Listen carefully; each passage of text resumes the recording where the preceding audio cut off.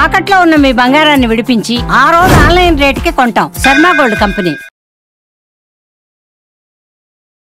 నమస్తే, మీరు చూస్తుంది సుమన్ టీవీ. నేను మీ కీర్తి. క్రోధినామ సంవత్సరం నుంచి మనం విశ్వవసు నామ సంవత్సరంలోకి అడుగు పెడుతున్నాం. తెలుగువారి సంవత్సరాది ఉగాది కదండి. మరి ఈ సందర్భంగా ద్వాదశ రాశుల వారికి ఈ కొత్త సంవత్సరం అంతా ఎలా ఉండబోతోంది మనకు తెలియజేయడానికి ప్రముఖ ఆస్ట్రాలజర్ గోరుగుంట్ల సురేష్ బాబు గారు ఉన్నారు. నమస్తే అండి. కీర్తి గారు నమస్కారం అండి.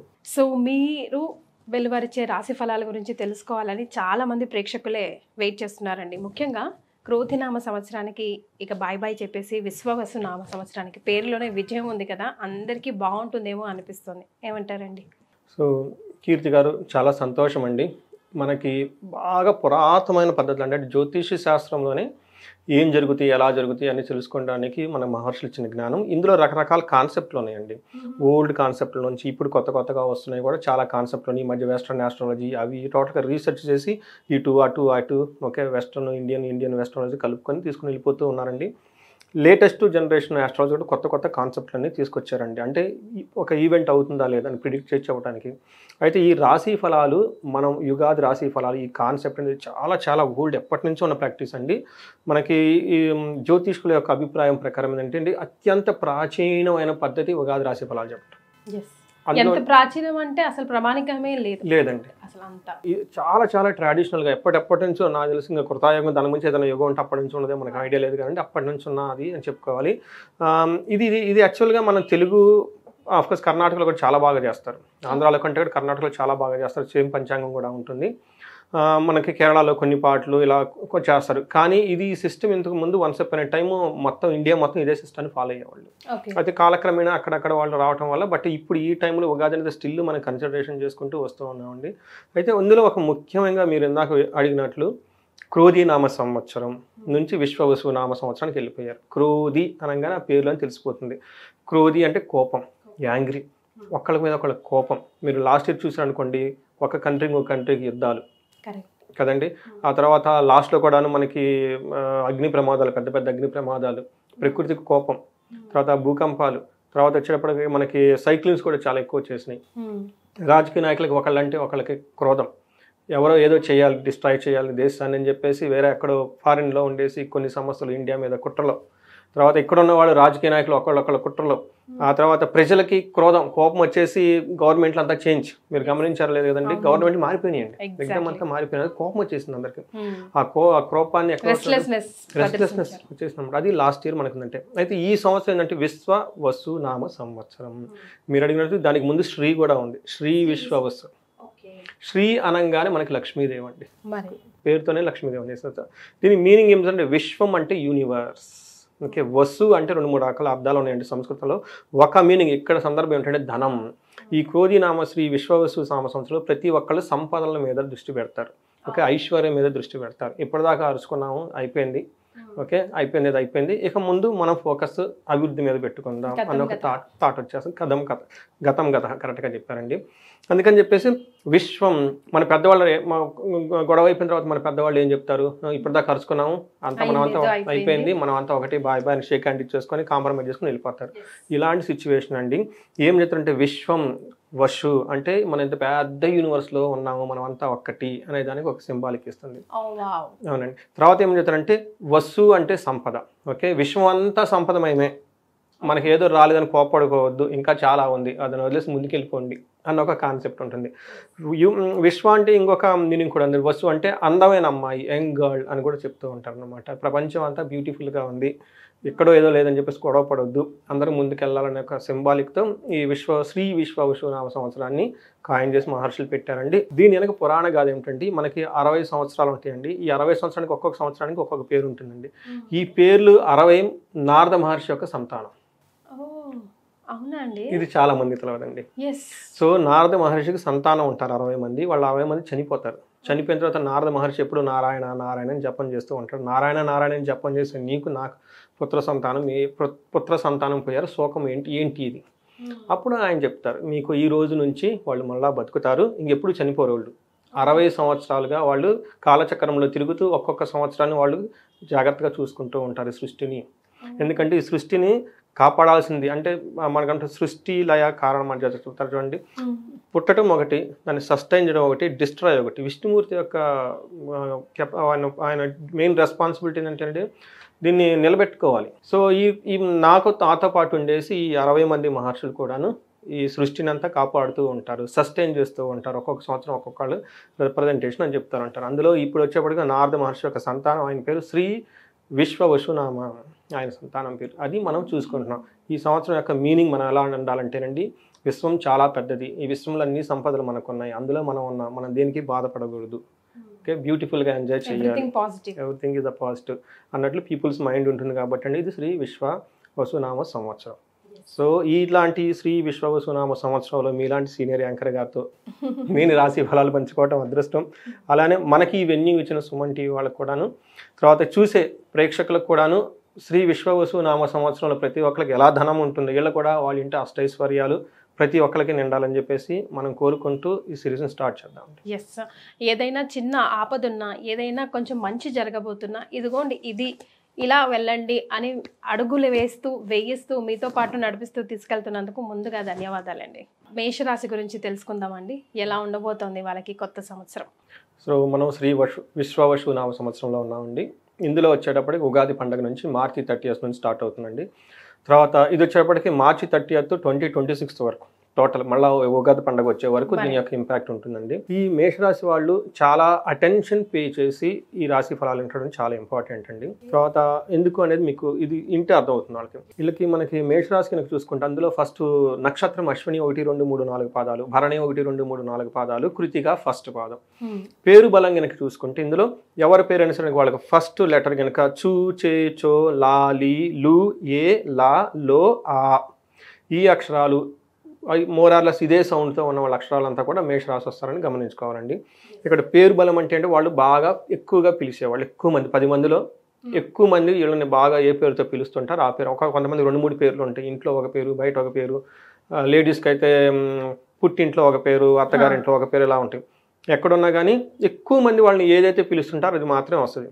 రీసెంట్గా ఒకళ్ళు ఫోన్ చేశారు, ఏమండి నాకు మా అమ్మ వాళ్ళ ఇంట్లో ఒక పేరుతో పిలిచేవాళ్ళండి, పెళ్లి చేసుకున్నానండి, పెళ్లిలో పేర్లు కలవలేదని పేరు మార్చారండి, ఇది అత్తగారింట్లో పిలుస్తున్నారని నేను ఏది చూసుకోవాలి.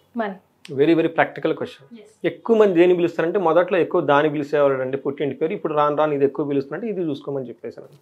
అందుకని పాపులర్ పేరు బాగా ఎక్కువ మంది పిలిచేది వాళ్ళు ఫస్ట్ లెటర్ మాత్రం తీసుకోవాలి, కన్ఫ్యూజన్ ఏమొద్దండి ప్రతి ఒక్కరికి. తర్వాత ఇప్పుడు మనకి మేషరాశి కనుక ఈ పేరు ఎలాగో ఈ పాయింట్ యాడ్ చేశారు కాబట్టి ఇంకొక చిన్న పాయింట్ సురేష్ గారు, అంటే ఇప్పుడు భరణి నక్షత్రంలో కొన్ని అక్షరాలు లెటర్స్ చెప్పారు కదా, కానీ నాది భరణి నక్షత్రమే అండి, బట్ నా పేరు ఆ లెటర్స్తో లేదు, మరి నాకు ఏది వర్తిస్తుంది అన్నది ఒక ప్రశ్న. ఫర్ ఎగ్జాంపుల్గా అడుగుతున్నా. సో దాన్ని ఎలా చూసుకోవాలి? నక్షత్రంతోనే చూసుకోవాలి కదా. ఫస్ట్ ప్రయారిటీ ఎప్పుడు నక్షత్రం అండి, జన్మ నక్షత్రం చాలా చాలా ఇంపార్టెంట్. అయితే జన్మ నక్షత్రం ఎవరికైతే లేదో ఈ నామ నక్షత్రం ఉంది కాబట్టి ఆ నామాన్నే మెయిన్ కన్సిడరేషన్ చేసుకోవాలి. అది లేకపోతే ఓకే, ఉంటే మాత్రం కంపల్సరీ, అది లేకపోతే ఇది. తర్వాత ఎంత ఎఫెక్ట్ పడుతుంది అంటేనండి 70% నామ నక్షత్రం మీద ఉంటుందంటే, అంటే ఎక్కువ 100% ఉండదు. కొన్ని కార్యక్రమాలకు మాత్రమే ఎక్కువగా వాడుకోవచ్చు అనమాట. అది లేదు కాబట్టి ఆప్షన్ దీన్ని వాడుకోవాలి. బట్ ఉన్నా కానీ మనకి స్టడీస్ ఏం చెప్తాయంటే 70% వరకు పేరుని బట్టి కూడాను ఇంపాక్ట్ ఉంటుంది. అందుకే మనం పేరు చూసుకునేటప్పుడు చాలా జాగ్రత్తగా కేర్ఫుల్గా చూసుకోవాలండి. మన పేరు అలా పెట్టుకోకూడదండి. కొంతమంది రివర్స్లో పెట్టేసుకుంటారు, ఎప్పుడు ప్రాబ్లంగానే ఉంటారు, ఒక ప్రాబ్లం పోతే ఇంకొక ప్రాబ్లం. అంటే జన్మ నక్షత్రంలో ఒకటి ఉంటుంది, ఇక్కడ ఇంకొకటి ఉంటుంది. అంటే అందుకని చాలా కేర్ఫుల్గా చూసుకోవాలండి పేరు అనేది. సో పేరు బలం కూడా చాలా ఇంపార్టెంట్. బట్ నక్షత్రం తెలిసినప్పుడు దాన్నే ఫాలో అవ్వాలి, అది బెస్ట్ అండి, బెస్ట్. సో మనకి మేషరాశి కనుక మనకి ఆదాయము, వ్యయము, రాజ్యపూజము, అవమానం అనేది మనకి ఒక ఉన్న యూనిక్నెస్ ఇందులోనే ఉందండి, వేరే ఎక్కడా లేదండి. నేను చాలా ఆస్ట్రాలజీ చదివానండి బుక్స్. మన ఈ తెలుగు సిస్టము ఈ ఉగాది ఫలాల్లోనే ఈ యొక్క కందాయ ఫలాలు ఇది ఈ బైఫర్కేషన్ ఇచ్చేది ఉంటుందండి. సిస్టమ్ ఎక్కడా లేదండి, అసలు లేదు, ఉండదండి. మనకి మన గొప్పతనం మనం తెలుసుకోవాలండి. సో అన్ఫార్చునేట్లీ ఇది మూఢనమ్మకానికి కొట్టేయకూడదండి. No way, it's the science beyond science. ఎందుకంటే ఒక సైన్స్ స్టూడెంట్గా, ఐటీ కంపెనీలో చేసిన వాడుగా, సాఫ్ట్వేర్ ఇంజనీర్గా, లెగిస్తే అంత టెక్నాలజీ మాట్లాడేవాడుగా ఇది చూసి నాకు షాక్ అవుతుంది. మీరు ఇక్కడ ఇచ్చారు, నిన్న మొన్న వచ్చిన పైథాన్ గురించి, నిన్న అంతకుముందు వచ్చిన జావా గురించి ఏదో యాప్ ఎంత చదువుకుంటే మన మహర్షులు ఎంత జ్ఞానం ఇచ్చారు, దాన్ని నో బడీ సీయింగ్ ఇట్. తెలుసుకోవట్లేదు అసలు ఏంటిది, just leaving it. That really hurts me అండి. No that has to come out అండి. కలియుగం ధర్మం కలియుగ ధర్మం మనకు తెలిసిన నాలెడ్జ్ని అణిచివేసుకోవడం. బట్ మీలాంటి వాళ్ళు ఉన్నారుగా తట్టి లేపడానికి. చూద్దామండి, మీలాంటి వాళ్ళు వెన్యూ ఇచ్చారు కాబట్టి మా నాలెడ్జ్ని చూద్దామండి. ఎక్కడో నుంచి స్టార్ట్ చేయాలి కదండి, ఫుల్ స్టాప్ తర్వాత సంబడి హ్యాస్ టు. అందరూ డైరెక్ట్ చేసే వాళ్ళంటే సినిమా చూసే వాళ్ళు ఎవరండి? కరెక్ట్ అండి. ఇందులో ఆదాయము, వ్యయము, రాజ్యపూజ్యం, అవమానం చెప్తారండి. ఈ ఫిగర్స్ చూస్తే మేషరాశి వాళ్ళకి యాక్చువల్గా అర్థమవుతుంది. మొత్తం రాశి ఫలాలు నిన్న అవసరం లేదు. ఈ ఒక్క టేబుల్ వాళ్ళు అర్థం చేసుకుంటే ఇంకా అర్థమవుతుంది ఫ్యూచర్ వాళ్ళకి ఎలా ఉండబోతుంది అనేది. సో ఫస్ట్ వీళ్ళకి ఆదాయం 2 అండి, వ్యయం 14. మేషరాశి వాళ్ళు చాలా కేర్ఫుల్గా ఉండాల్సిన టైం ఇది. ఈ ఒక్క మాట చాలా వాళ్ళకి మొత్తం అర్థమైపోయింది, ఇంక వేరే అవసరం లేదు. తర్వాత రాజ్యపూజ్యము 5, అవమానం 7. ఓకే. సో మీకు డబ్బులు 16 రూపాయలు వస్తూ ఉంటే 14 రూపాయలు ఖర్చు అయిపోతూ ఉంటాయి. ఇది కేర్ఫుల్గా గుర్తుపెట్టుకోవాలి. దీనికి మళ్ళీ ఫర్దర్ డీటెయిల్స్ కూడా మనం చెప్దాం. నెక్స్ట్ రాజ్యభోజం. మీ దగ్గర 12 మంది ఉంటే మిమ్మల్ని సపోర్ట్ చేసేవాళ్ళు ఈ టైంలో పర్టికులర్ ఈ సంవత్సరంలో 5గురే ఉంటారు, మిమ్మల్ని విమర్శించేవాళ్ళు 7గురు ఉంటారు.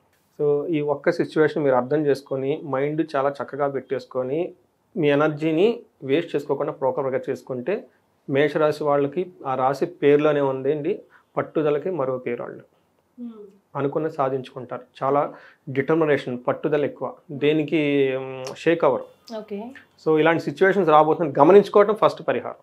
ఇది తెలుసుకోవటం, ఇలా రాబోతుంది, నేను స్ట్రాంగ్గా ఉండాలి అని నిలదీసుకొని స్ట్రాంగ్నెస్గా ఆ మైండ్ సెట్ అంటారు చూడండి, అది చాలా ఇంపార్టెంట్. సో ఇదే వాళ్ళకి రెమెడీ కూడా, బిగ్గెస్ట్ రెమెడీ ఇది తెలుసుకోవటం. సో మనకి ఈ రాశి వాళ్ళకి మనకి గ్రహ సంచారం కనుక చూసుకుంటే టెక్నికల్గా మాట్లాడాలి కాబట్టి అండి, శని మార్చి 29 మీనరాశిలోకి వెళ్తూ ఉన్నారు, అంటే 12వ హౌస్ అవుతుంది. గురుడు వచ్చేటప్పటికి మిథున రాశిలోకి వెళ్తూ ఉన్నారండి, ఇది 3వ హౌస్ అవుతుంది వాళ్ళకి. రాహు వచ్చేటప్పటికి కుంభరాశిలో 18వ తారీఖు, కేతు రాహుకేతులు 18వ తారీఖున మారుతూ ఉన్నారండి. సో మనకి మార్చి తర్వాత గురు మే 18, 14, 18 తారీఖులో చాలా చేంజెస్ రాబోతున్నాయి. ఎందుకంటే 3 గ్రహాలు ఒకేసారి కూడా మారబోతూ ఉన్నాయి. దీని యొక్క ఇంపాక్ట్ కూడాను అందరి మీద ఉంటుంది, పర్టికులర్గా మేషరాశి వాళ్ళ మీద కూడా ఉంటుందండి.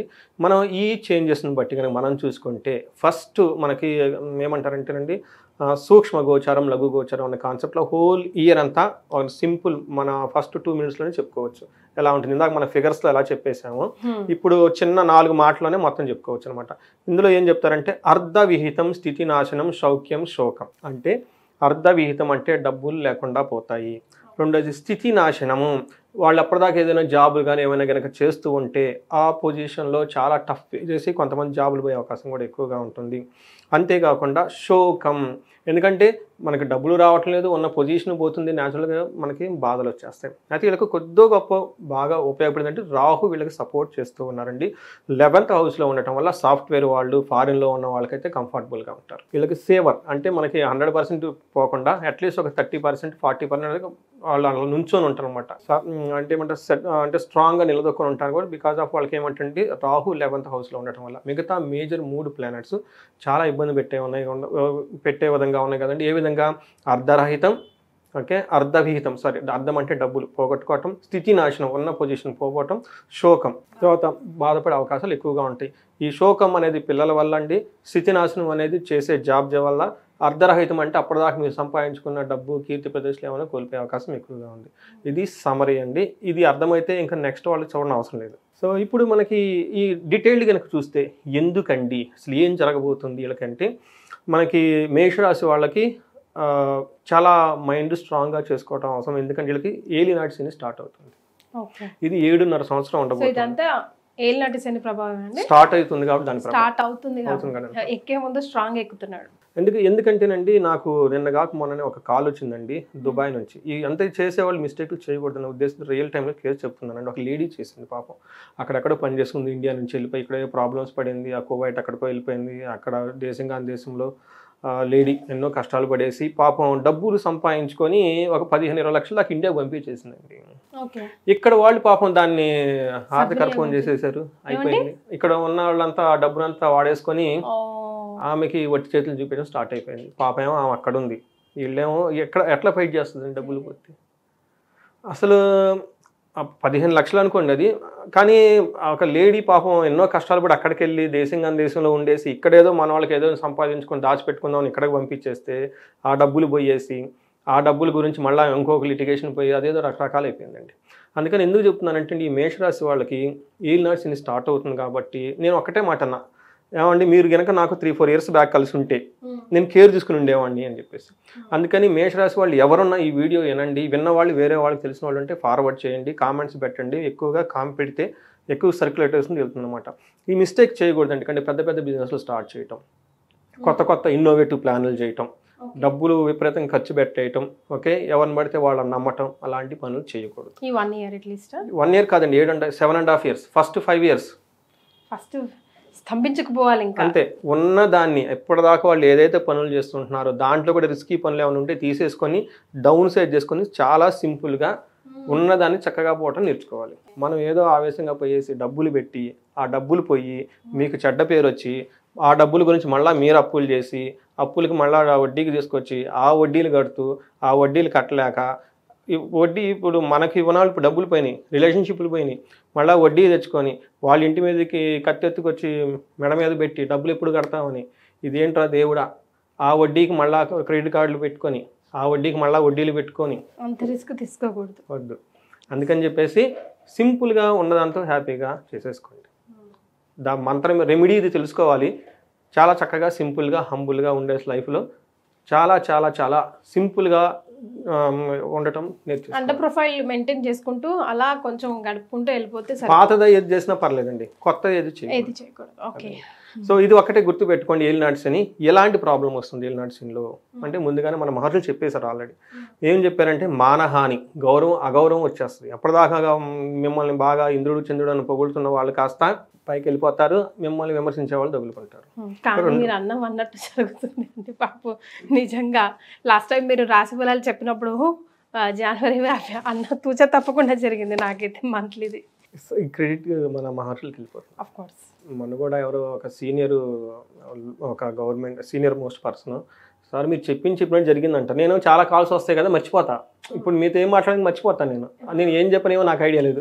అప్పుడు చెప్పారు కదండి తర్వాత ఏం జరిగిందంట, అసలు అప్పుడు ఏం చెప్పాను నేను కనిపిపోతుంటాను అనమాట. ఎంతో మందితో మాట్లాడుతూ ఉంటారు కదా. సో వీళ్ళకి ఏమవుతుందంటే మానహాని, ఓకే, మన క్లేశ, మనసులో ఏదో ఒక ఇబ్బంది పడుతూ ఉంటారు. కృషి భోజన మల్పశః, ఏదైనా కనుక పని చేస్తే ఆ పనిలో వీళ్ళకి కొంచెం ఫలితం మాత్రమే వస్తుంది. అంతకుముందు 10 hours కష్టపడితే 10 rupees వచ్చేది, 10 hours కష్టపడితే 5 rupees కూడా రాదు. మీరు ఏంటి ఎంత కష్టపడుతుంది ఎంత వచ్చా అన్న ఫీలింగ్ అయితే ఖచ్చితంగా అయితే వచ్చేస్తాయండి. నిత్య సంవాదం, ఎప్పుడు ఎవరితో ఒక ఆర్గ్యుమెంట్ చేసుకుంటూనే ఉంటారు. ఓకే, అందులోనూ పబ్లిక్ మీటింగ్లో ఉన్న ఈ గొడవ ఆ గొడవ ఆ గొడవ ఎత్తున కూర్చుంటుంటారు. పాపం అన్నం కూడా తినేవారు. తర్వాత దారిద్ర్యం, ఎప్పుడు మీకు ఇందాకనే ఫస్ట్లోనే చూసేసాం, వచ్చేది 2 పోయేది 14, ఇంకా దారిద్ర్యం అంటే అదే కదండి. ఎప్పుడు డబ్బులు ఎలా పడినట్టు అయిపోతాయి, డబ్బులు ఎక్కువ ఉండదు. ఇవన్నీ నేను రియల్ లైఫ్లో చూసిన ఇన్సిడెంట్స్లు కేసులు చెప్పుకుంటున్నానండి. ఓకే, ఎవరైనా కనుక ఏలినాటి శనులు ఎలా ఉంటాయి అని చెప్పేసి కొత్తగా ఈ మేషరాశి వాళ్ళు ఒక 4-5 మేషరాశి వాళ్ళకి ఏలినాటి శని ఉన్న వాళ్ళని కనుక్కోమనండి, వాళ్ళని ఇంటర్వ్యూ చేయమనండి. ఇంటర్వ్యూ చేసి వాళ్ళకి రియల్ టైప్లో కేసు వస్తుంది. అది మనకి కామెంట్లో కూడా పెడితే అది అందరూ చదువుకుంటారండి. సో ఈ విధంగా అండి ఎప్పుడు మనకి మనసు అంతా కుంగిపోయే విధంగా ఉంటుంది. అంతేకాకుండా 7th మనకి శని దృష్టి కూడా 2వ ఇల్లు 9th హౌస్లో ఉండటం వల్ల ఏమవుతుందంటే destruction of finance and conflict in the family, అంటే ఇంట్లో గొడవలు సంపదని కోల్పోయే అవకాశం ఎక్కువగా ఉంటుంది. అంతేకాకుండా bad time for the father, ఈ ఫాదర్లో కనుక ఎవరైనా కనుక రాజకీయ నాయకులు వీళ్ళు ఉన్న సీనియర్ బ్యూరోక్రటీస్ ఉన్న వీళ్ళ ఫాదర్కి ప్రాబ్లం వచ్చేస్తుంది. సో ఇది గమనించుకోవాలండి. ఏలినాటి శని జరగటం వల్ల పరిహారాలు లాస్ట్లో చెప్పామండి, చక్కగా పరిహారాలు చేసుకుంటే ఈ ప్రభావాన్ని 70% తగ్గించుకోవచ్చు. సో ఏలినాటి శని ప్రారంభం అవుతుంది అని అన్నారు కదా, అప్రాక్సిమేట్గా ఎప్పుడు ప్రారంభం అవుతుంది ఏమన్నా మనం చెప్పొచ్చా? ఉగాది నుంచి స్టార్ట్ అయిపోతుంది. అంతేనా? స్టార్ట్ అవుతుంది. అయితే లక్ష్యం అంటే ఈ ఏడు అంత వాళ్ళకి ఎఫెక్ట్ అవ్వదు, కాకపోతే దాని సిమ్టమ్స్ స్టార్ట్ అయిపోతాయి. బట్ వీళ్ళకి వేరే ప్లానెట్స్ కాంబినేషన్ వల్ల ఫస్ట్ ఇయర్ కొంచెం బ్యాలెన్స్డ్గా వెళ్తుంది. అప్పుడు ఇది 7.5 years కదండి, ఫస్ట్లోనే ఇబ్బంది పెడితే అట్లా కొంచెం కొంచెం పెట్టుకుంటూ వెళ్ళిపోతాడు అనమాట. ఎందుకని జస్ట్ ఆ హీట్ ఇస్తాడు అనమాట. బట్ మీరు గమనించుకోవడం చాలా ఇంపార్టెంట్. అయితే వీళ్ళకి గురువు ఎలా ఉన్నారంటే అండి, గురువు వచ్చేటప్పటికి మనకి వీళ్ళకి లాస్ట్ ఇయర్ అంతా ఫైనాన్షియల్గా కానివ్వండి, కుటుంబం కానీ అంతా బాగుందనమాట. అయితే గురువు వీళ్ళకి థర్డ్ హౌస్ మారటం వల్ల ఇలా మిక్స్డ్ రిజల్ట్ ఇస్తున్నారని చెప్పుకోవాలన్నమాట. ఏం చెప్తారంటే అతి క్లేశం బంధువైర్యం దారిద్ర్యం దేహపీడన ఉద్యోగ భంగం కలహం తృతీయ స్థానకే గురువు అని మన మహర్షులు సంస్కృతంలో చెప్తారు. అంటే ఇప్పటిదాకా మనసులో సౌఖ్యంగా చక్కగా ధనం వస్తూ హ్యాపీగా ఒక రకంగా వెళ్ళిపోయింది వాళ్ళ లైఫ్. అయితే మే తర్వాత వీళ్ళకి ఎలా ఉండబోతుంది అంటే అతి క్లేశం అంటే చాలా స్ట్రగుల్ చేయాల్సి వస్తుంది ఏదైనా పని చేస్తే. అంతకుముందు ఒక ఫోన్ కాల్ పని అయ్యేది 10 సార్లు ఫోన్ చేసినా ఎత్తరు. ఆ ఫోన్ పక్కన వేసే బైక్ కార్ వేసుకుని వాళ్ళ చుట్టూ తిరగాలి, అప్పుడు పెయిన్. అతి క్లేశం అంటే అది సింపుల్గా పనులవు. బంధువైరం బంధువులతో గొడవ, దారిద్ర్యం మనం ఇందాకనే చెప్పుకున్నాం బిగినింగ్లో, ఫైనాన్షియల్ క్రైసిస్, దేహ పీడనం, శారీరకంగా కూడా అలసట వచ్చే అవకాశం ఎక్కువగా ఉంటుంది. అంతేకాకుండా ఉద్యోగ భంగం కలహం, ఉద్యోగంలో డిస్టర్బెన్సెస్ వచ్చేస్తాయి, గొడవలు ఇచ్చే అవకాశం ఎక్కువగా ఉంటుంది. ఇది చాలా గమనించుకోవాలి. అయితే జూపిటర్ తను ఉన్న పొజిషన్ బాగలేకపోయినా అతను 7వ ఇంటిని 11వ ఇంటిని దృష్టి ఉండటం వల్ల మనకు గురువు మిక్స్డ్ రిజల్ట్ని తీసుకొని వస్తున్నారు. వీళ్ళకి ఎవరికైనా పెళ్లి కాని వాళ్ళు కనుక ఇప్పటిదాకా ఉంటే పెళ్లి అయ్యే అవకాశం ఈ సంవత్సరం ఉంటుంది. Good news. ఆ తర్వాత మనీ గెయిన్. సో వీళ్ళకి ధనం రావాలి కదండి. అయితే ధన ప్రవాహం ఎక్కడ ఆగదు, ఏదో ఒక విధంగా ధనం అయితే వస్తూ ఉంటుంది, వచ్చిన ధనం ఖర్చు అయిపోతుంది. సో ఎందుకని ఈ విషయాలు గురువు వీళ్ళకి తీసుకొస్తున్నారు కాబట్టి, గురువు మిక్స్డ్ రిజల్ట్గా ఉన్నారు కాబట్టి ఇది ఒక కొంచెం మనకి 50-50 ఉందని చెప్పుకోవాలన్నమాట. నెక్స్ట్ వీళ్ళకి ఇంకొకటి బాగా కూడా సపోర్ట్ వచ్చేది ఏంటంటే రాహు వీళ్ళకి 11th హౌస్లో ఉండి బాగా యోగ్యతను ఇస్తున్నాడండి.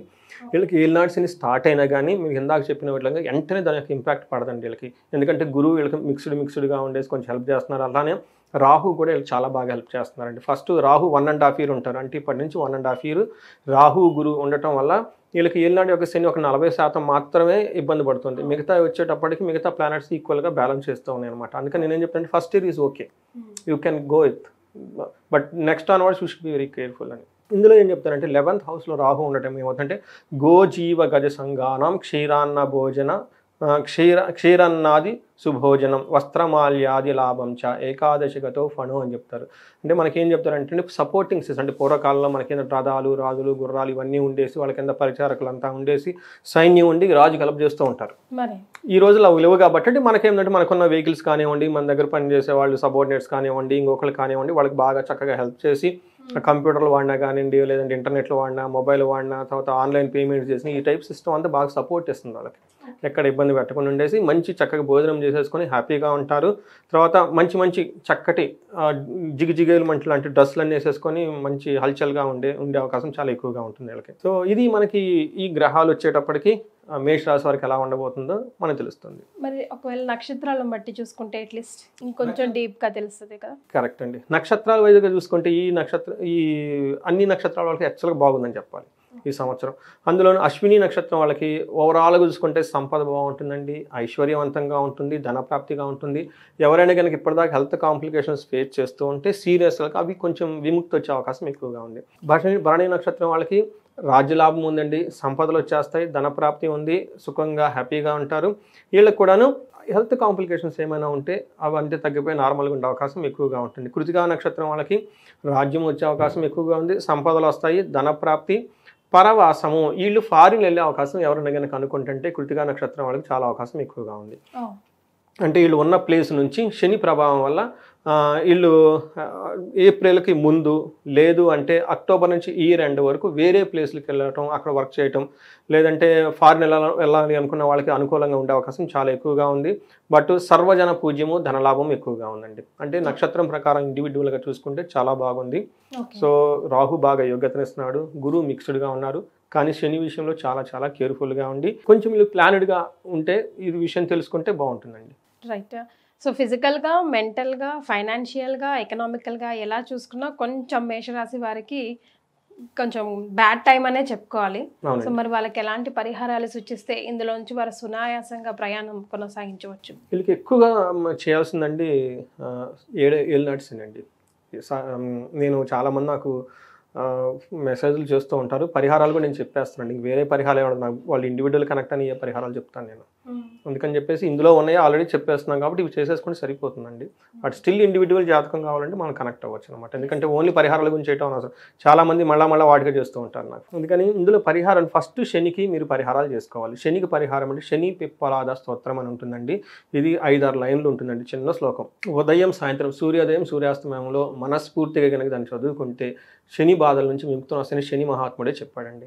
రెండోది వీళ్ళకి మనకి శని త్రయోదశి అని వస్తుందండి. ఎన్నిసార్లు శని త్రయోదశి అన్నిసార్లు చక్కగా శని నవగ్రహ దగ్గర గుడికి వెళ్ళిపోయేసి శని మూర్తి ఉంటాడు కదండి, మూర్తికి కనుక తైలాభిషేకం చేయడం చాలా చాలా important.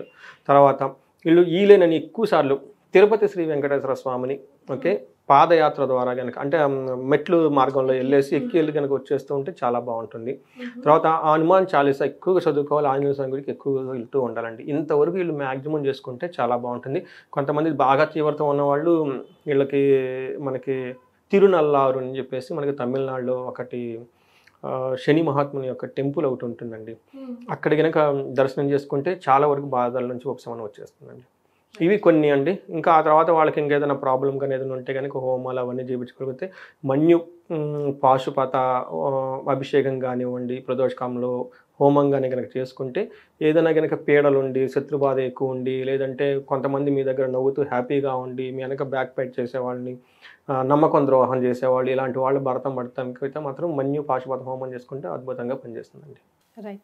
So life is all about ups and downs. Ups ఉంటాయి, డౌన్స్ ఉంటాయి. ఈ 7 years కొంచెం గట్టిగా కష్టపడితే ముందే ఎలాగో తెలిసిపోయింది బ్యాడ్ టైం అని, కాబట్టి దానికి అనుగుణంగా మీరు చెప్పిన పరిహారాలు పాటించుకుంటే బాగుంటుంది. అంతే కదండి. Thank you so much. ధన్యవాదాలు.